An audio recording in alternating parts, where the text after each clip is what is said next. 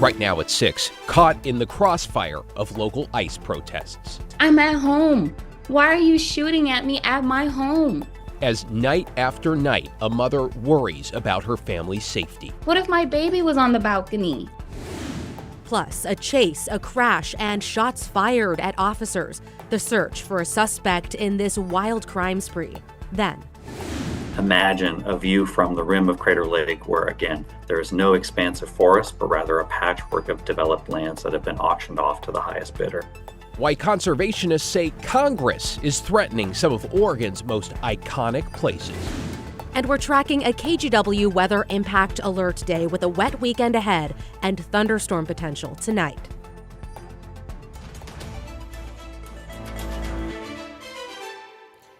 And here at 6, we begin with that weather impact alert and a live look from our Rose City sky cam. You can see the gray clouds up in the sky.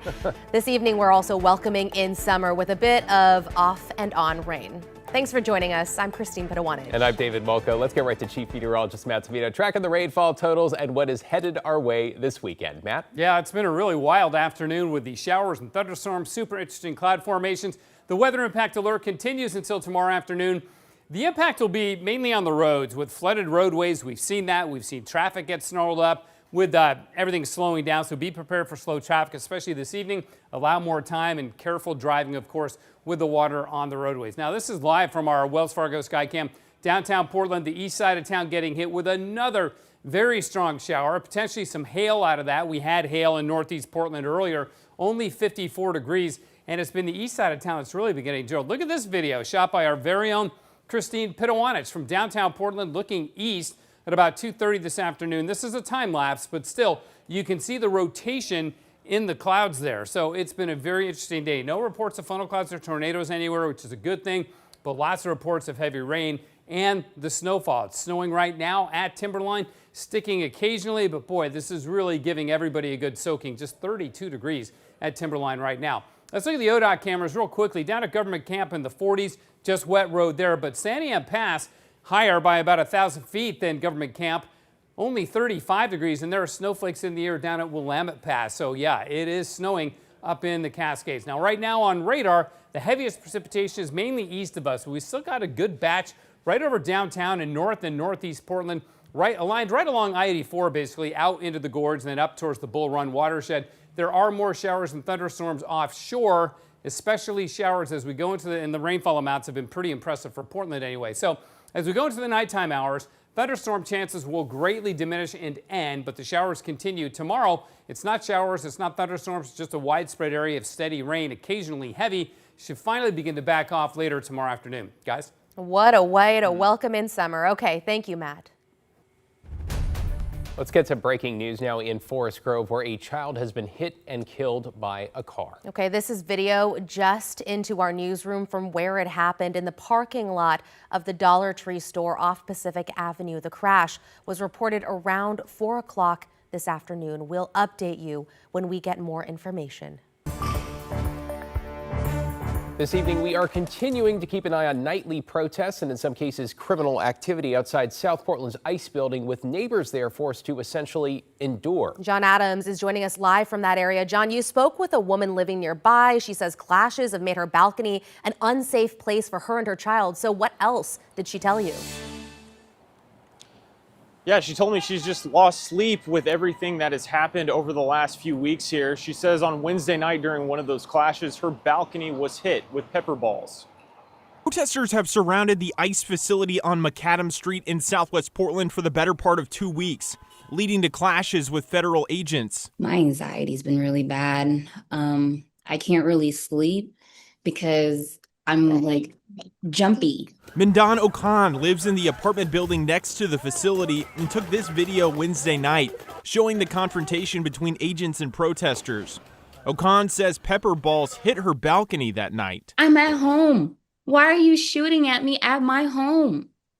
What if my baby was on the balcony? Okan tells us her balcony isn't even safe for her 3-year-old daughter during the day, due to all of the tear gas and smoke that has been in the air over the last few weeks. She can't even do that because there's so much smoke residue that if she runs out there barefoot, her feet is black by the time she gets in here. Multiple people were arrested outside the facility Wednesday night, including 2 people taken into custody by Portland police. But a PPB spokesperson confirmed with KGW today that Portland police officers were not shooting pepper balls or tear gas. In a post on X, U.S. Homeland Security said a total of 5 individuals were arrested that night. Ocon hopes things improve outside of her building and across the country in the near future. Sometimes I wonder if the future is going to be better. It has to be better because my daughter can't grow up in the same stuff. As for what's going on outside of the ICE facility this evening, the crowds have definitely grown since we've been here on the ground over the last few hours. We've seen people bring pizzas and water and other things to bring to the protesters. Not a lot of people here earlier, but about 12 or 15 folks hanging out outside the facility right now. David and Christine, back to you. Sounds like those folks are in it for the long haul. Thank you, John. Meanwhile, 6 more people have been charged, accused of assaulting federal officers outside the ICE building, among other crimes. Authorities say they've been trying to block the facility's vehicle gate and prevent federal officers from leaving. Investigators say a couple also assaulted officers while they were being arrested. If convicted, they could face anywhere from 30 days to a year in prison. Developing tonight, officers in Portland and Milwaukee are looking for a man accused of leading police on a chase and shooting at them from his car. As they look for evidence, they want your help to track him down. Alma McCarty is live near the Eastmoreland Golf Course, where the suspect, who we should mention goes by the name Looney Tune, was last spotted. Alma? Yeah, David, that was very early this morning that he was spotted out here, really after he is alleged to have crashed his SUV and then took off. Really, investigators spent several hours out here and around this area trying to find him. They were unsuccessful. However, their investigation does continue. They're still looking for him and his gun. Despite hours spent on the green and around it Friday morning, officers were unable to track down a 42-year-old attempted murder suspect, John Kolb, who also goes by an unusual name, Looney Tune. According to the Department of Motor Vehicles and the Oregon State Parole Board, that is the name he goes by. An initial police chase, at times hitting 80 miles per hour, ended here in southeast Portland at a dead end near the Eastmoreland Golf Course. When officers caught up with the car, the suspect was gone. When they approached it, they found only the passenger was in the vehicle, and Tune had fled the area. Sergeant Mark Inman explains it all began very early Friday morning on Highway 224 in Milwaukee, when police pulled the suspect over. They believe the driver might be impaired just based on the driving actions. Those patrol officers attempted to keep the suspect from leaving. The initial officer learned that the driver had a felony warrant. When he realized he'd be going to jail, the suspect reversed into this patrol car before taking off. Back on Highway 224 and north on Southeast 17th, the suspect accused of firing shots at the officers during that chase. Because of the shots fired and in the manner that it was done, the investigation is an attempted murder investigation. I will say, based on his actions, that his aggression was directed towards the police. I don't think that we don't believe that he would be out there actively looking to harm anyone.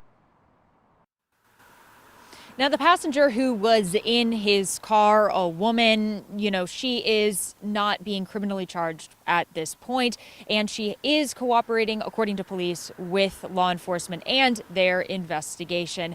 They are still, of course, though, looking for this suspect. They are looking into, places he was known to go and people he was known to be linked to. However, if you do have any information, if you've seen him, you are encouraged to call Milwaukee Police or Portland Police. David, Christine, back to you. I appreciate you walking us through that hectic situation. Thank you, Alma. In your headlines, a memorial is set to get underway this evening in Central Washington to honor the 3 young sisters allegedly murdered by their father. Travis Decker is still on the run and is charged in connection with the deaths of Olivia, Evelyn, and Peyton. The town of Wenatchee is now covered in pink, purple, and green for those sisters, and police are also wearing those colors on their badges. It's beyond a nightmare. This is something that I don't know how people sleep, and how can we be there for the family, right? What's the future for our families? And I totally believe when you walk around the city of Wenatchee, it's just a little bit more loving today. The police chief expects hundreds to attend. We'll stream it live starting at 7 on our free TV app, KGW+. A Multnomah County Corrections deputy is accused of sexual abuse and misconduct involving 2 adults in custody. A grand jury just indicted 54-year-old Edwin Diaz. He's accused of inappropriate conduct with women in custody over several months last year. The investigation started last fall with an anonymous note from an inmate. Detectives believe there may be more victims, and they're asking anyone with information to contact the Multnomah County Sheriff's Office. In Salem, police have arrested a suspect in 2 sexual assaults that happened within about 12 hours. Both were in Southeast Salem near Commercial Street and Barnes Avenue Southeast.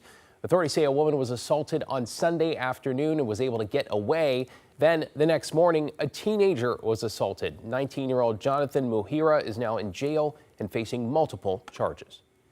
And FEMA has authorized money to help fight a wildfire in southern Oregon. As of this morning, the Upper Applegate fire was forcing level 1 and 2 evacuations in Applegate. That's an unincorporated community in Jackson County. Flames were first reported on Wednesday, and so far it's burned about 470 acres. FEMA says Oregon's request for help was approved because the fire was threatening homes and could potentially become a, quote, major disaster. To Washington, D.C. now, where a new budget reconciliation bill introduced by Utah Senator Mike Lee could open up millions of acres of protected federal land for sale across 11 western states. Including, by the way, Oregon and Washington. Celine Stevens reports from Sandy. This legislation would require the sale of around 3 million acres of public land that's managed by the Bureau of Land Management and the Forest Service. This could impact places like Mount Hood and Crater Lake forever. I think that public lands are set aside to be our national treasures, and I don't think that that should be in a budget bill. Legislation introduced by Utah Republican Senator Mike Lee would mandate land sales in 11 states, including Oregon and Washington. This is a provision in the Senate reconciliation bill that would mandate up to 3 million acres of federal public land to be sold. Some of the land belonging to the Bureau of Land Management and the Forest Service.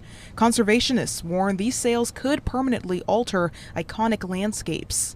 Imagine a view from the rim of Crater Lake where, again, there is no expansive forest, but rather a patchwork of developed lands that have been auctioned off to the highest bidder. Once these public lands are sold, they're gone forever. And that's something that most Americans should care about. Senator Lee's bill says governors and tribes would be consulted, but critics are skeptical. Through this bill, public process is being bypassed. So these proposed sales would occur without real adequate transparency or meaningful public involvement. Rachel Martin's family bought a Forest Service cabin in the Mount Hood National Forest back in 2020. She says these lands are special and wants them to remain public. Once we lose those resources and those sacred spaces, then we're never going to get them back. The cabins in this area are all recreational. She worries selling land could increase fire danger and environmental harm. We've been really concerned about fire danger, and I'm a big environmentalist, and so to disrupt the habitat of so many living things is kind of atrocious. Park advocates say this is part of a bigger pattern.